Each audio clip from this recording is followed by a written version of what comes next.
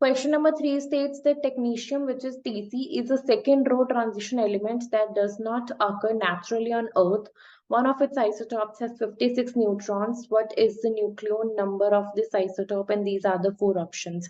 Basically, we have technetium and it has 56 neutrons. Basically, one of its isotope has 56 neutrons.